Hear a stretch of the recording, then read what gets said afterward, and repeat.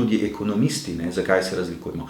Tudi mi, nekateri priznamo, nekateri ne priznajo, nas vodijo vrednotna prepričanja in že pri zastavljanju raziskovalnih vprašanj in tako naprej. In edino pošteno je, da to povemo naprej. In ti marsikdaj, sociologi lažje priznajo to, kot pa ekonomisti, ne? Zato, ker imamo to neko ideologijo, ne, moramo biti čim bolj znanstveni, neobremenjeni z vrednotami, z ideologijami in ne vem še s čim. Ne? Žal, to ne gre. In jaz pravim, edino pošteno je, da priznaš, kakšne vrednote te vodijo pri tvojem raziskovanju in tako naprej. Ne? In seveda posledično temu je, da tudi pri stiku študenti ne moramo ene teorije kot vere predavati.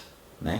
Se pravi, ker če je to ena sama resnica, potem je to na nek način že vera. Zaradi tega, ker in to lahko je jaz sem imel to kot študent, ne da sem študiral pač v tistih starih socialističnih časih in po študiju takrat na ekonomski fakulteti sem bil bolj kot ne zmeden, ne, ker nisem vedel niti kaj je neoklasika, kaj točno marksizem, vse se je nekaj prepletalo, vse je bilo na nek način, vse smo slišali, ampak vse je bilo tako zapakirano, da nisem prav dobro vedel, čeprav me je to že takrat zanimalo in sem to za diplomo delal, da bi te, bom rekel, neke teoretične podlage mečkam bolj po predalčku, da vedel, kam kaj sodi.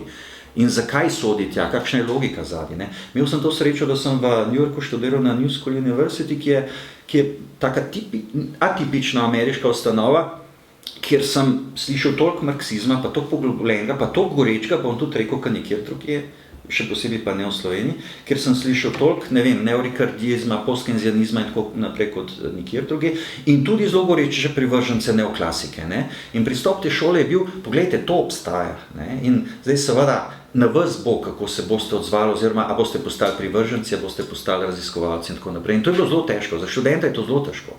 Ne, se pravi, da te nekdo pusti v nekem vakumu, ne, in seveda še posebej v času, ko si relativno mlad, ko se težko. Ne. Zdaj, nekateri so postali privrženci, ne, nekateri so malo spremenili svoje tudi delovanje, niso šli v neko, ker morate pa vedeti, da sama ekonomska teorija, ne, pa na kjeremkoli področju, relativno zelo počas napredovala. Ne. Jaz bi rekel, tako v zadnjih 30 letih bistvenih sprememb ni. Ne. Zelo se sofisticira ta neoklasika z raznimi modeli, kjer vrtijo, ne vem, na nekih predpostavkah stvari, ki so tako ali drugače dokazljive ali pa nedokazljive. Tako da bolj kot ne irelevantna raziskovalna vprašanja. In seveda tudi to, kar ste rekli, ne, seveda je bilo težko napovedati te stvari. Ne. Oziroma na nek način vedno lahko rečemo, lejte, se to je logično v tem delovanju, ampak reči, a bo to letos, tudi ekonomist, ki ga danes slovimo kot tistega, ki je napovedal, veste, so malo kontromodalni njegovi kolegi in so šli gledati in so rekli, se je vsako leto tako rekoč napovedal, da bo kriza, ampak enkrat moj paratal.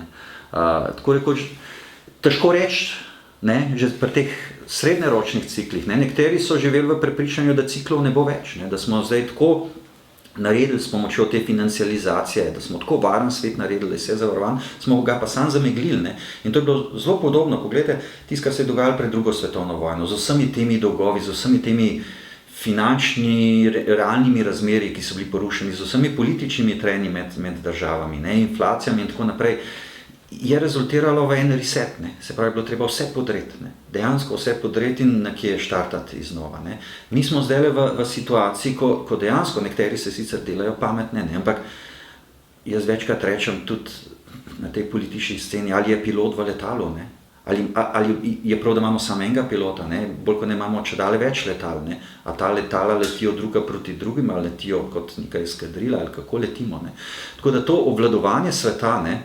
Še posebej v nekem demokratičnem smislu, ki bi si ga zopet ne kot liberalc, ne, pravi libertanc, jaz bi si želel transparentni politični sistem, transnacionalni, konec koncev smo ljudje, ne, in v tisti fazi, ko nismo potisnjeni v to, da nam dajo puško v roko, smo večinoma čisto normalni, ne, pa dokler nas ideologije ne prežrejo in tako naprej. Ampak nam to enostavno ne gre. Ne. In zato še enkrat pravim, niti nismo ekonomisti zdajle pravi ključ, niti ne za iskanje razloga za krizo, malo bom čudno zvenel, niti za iskanje rešitev iz te krize, ampak je to bolj v domeni drugih družboslovnih, pa tudi še kakšnih drugih tehničnih in tako disciplin. Ne. Tako da to pričakovanje od ekonomistov, ki smo ga pa sami spodbudili, ne, mi smo rekli, lejte, mi imamo zadnji take modele, ne, to je težka znanost, ne, in zdaj, če pa težka znanost bo pa sigurno držala.